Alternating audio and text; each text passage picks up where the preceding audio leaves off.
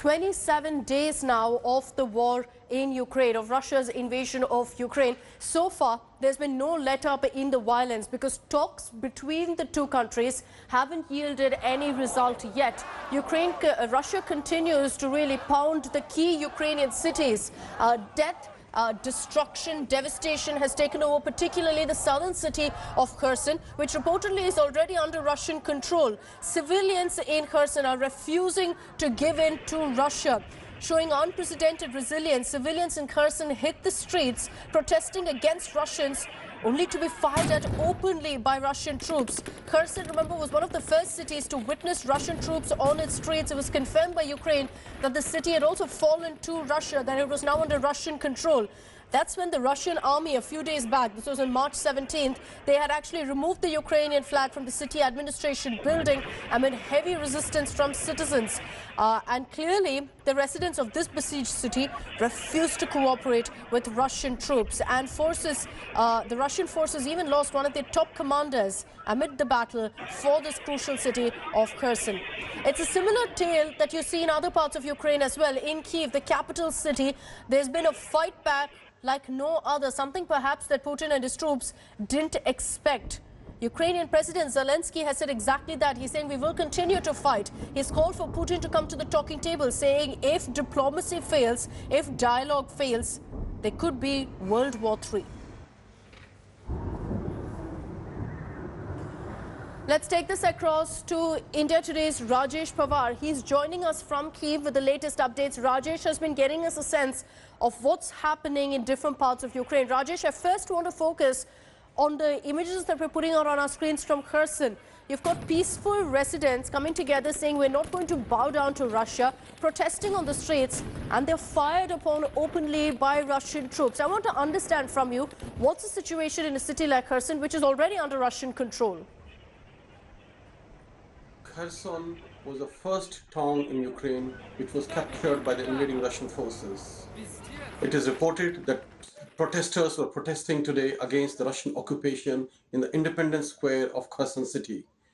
When they were protesting, when the peaceful march was being taken out in the Freedom Square in Kherson city, it is reported that Russian troops have fired on these protesters, peaceful protesters, and have used stun grenades to disperse them. A lot of people have been injured, and there are reports that people might have even died, though none of these figures have been confirmed or verified by any of the authorities so far. But let me tell you, in Kherson, there's a large number of people who resent Russian occupation, unlike what the Russians thought. They thought they'll be welcome there because most of the people were Russian speakers in Kherson, but it appears that most of the people now, the common people who are left behind in Kherson city, are not very happy with this occupation by the Russian forces of this town, and were protesting against this occupation in the Freedom Square today morning, when they were fired upon and were dispersed by force. And Rajesh, we're going to continue getting our viewers all the updates from Kherson. Another city that I want to focus on is Mariupol. There have been very disturbing and worrying reports of hospitals, of churches, of shelters being targeted by Russian troops. Tell us what's happening in Mariupol as well. Does it look like the Russian troops will gain control of this city as well?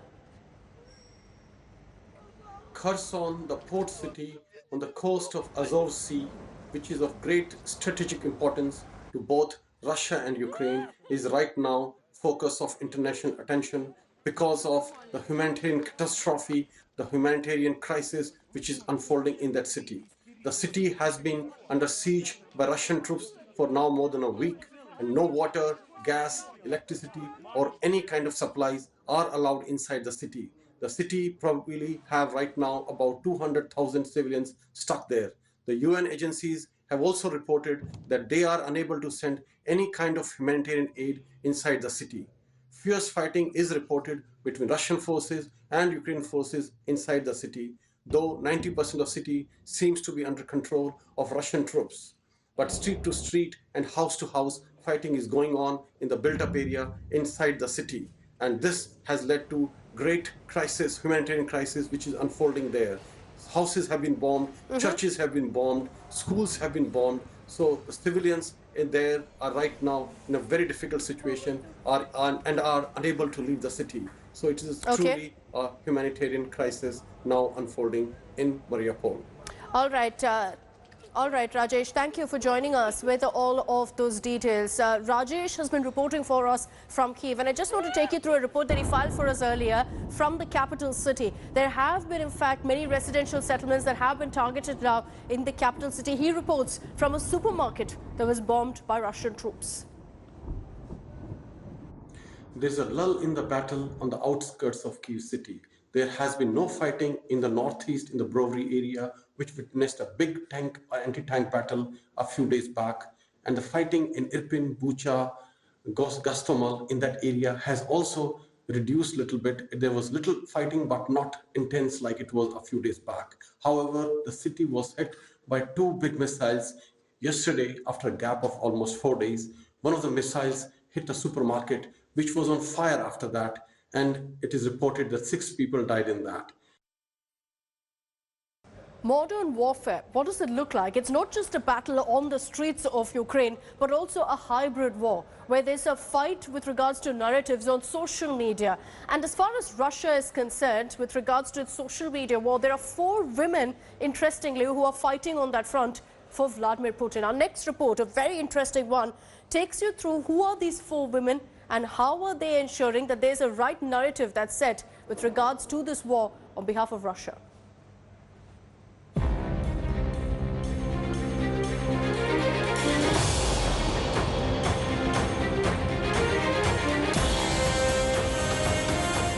The war in Ukraine is not being fought on the borders only.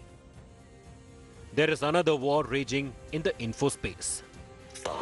While Ukraine has been successful in seeking and getting global sympathy, Russia's focus is on garnering domestic support for the war. Over 59% Russians support the invasion of Ukraine, according to surveys by various agencies in Russia. Proof that Vladimir Putin is winning the info war in his country. Russia's propaganda machine is led by 4 women. Leading the charge is Maria Zakharova, the Director Information and Press Department at the Russian Foreign Ministry. Maria has helped sell the idea at home that the West has launched an information war against Russia. She has also accused the West of information terrorism. Next on the list of propaganda crusaders is Editor-in-Chief of Russia Today, Margarita Simonyan. Margarita is sanctioned by the European Union for promoting a positive attitude to the annexation of Crimea and the actions of Ukrainian separatists. Another key Russian figure in the info war is Maria Butina. In 2018, Butina was accused in the US of being a Russian spy. She was sentenced to 18 months in prison. 9 months later, she was extradited to Russia. Butina was elected as a member of the Duma, the lower house of Russia's Federal Assembly. The last on the list is Valentina Matvienko, a Russian senator and the Speaker of the upper house. Born in western Ukraine, Matvienko has justified Russia's actions, saying that the invasion is the only way to end this brotherly war. While the West has imposed various sanctions to curb the spread of Russian propaganda, but the truth is, Russia doesn't have to sell the war globally to keep it going. It just has to sell it to its citizens. Right now, Russians seems to be buying Vladimir Putin's war. Bureau Report, India Today. And our next report, we focus on the anti-war protests. That's not limited to Russia alone now. It's spread across the world. The chorus is growing to stop this war immediately, and largely the protests are centered around slamming Russian President Vladimir Putin.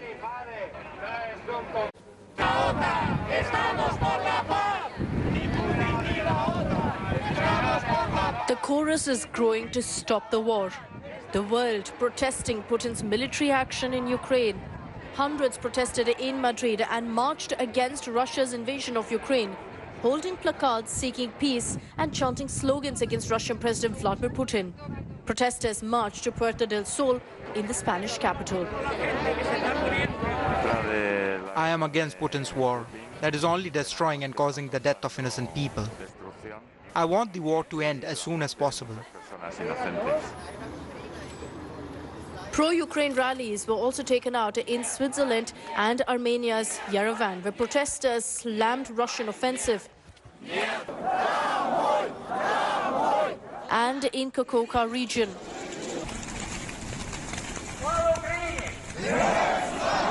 The most shocking news came from Ukraine's Berdansk, where Ukrainian protesters claimed that the military assaulted and detained them.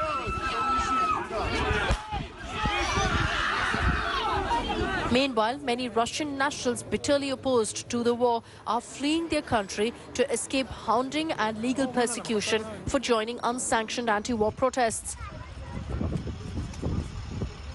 Many are heading to the United States and are stuck at the US-Mexico border. Bureau Report, India Today.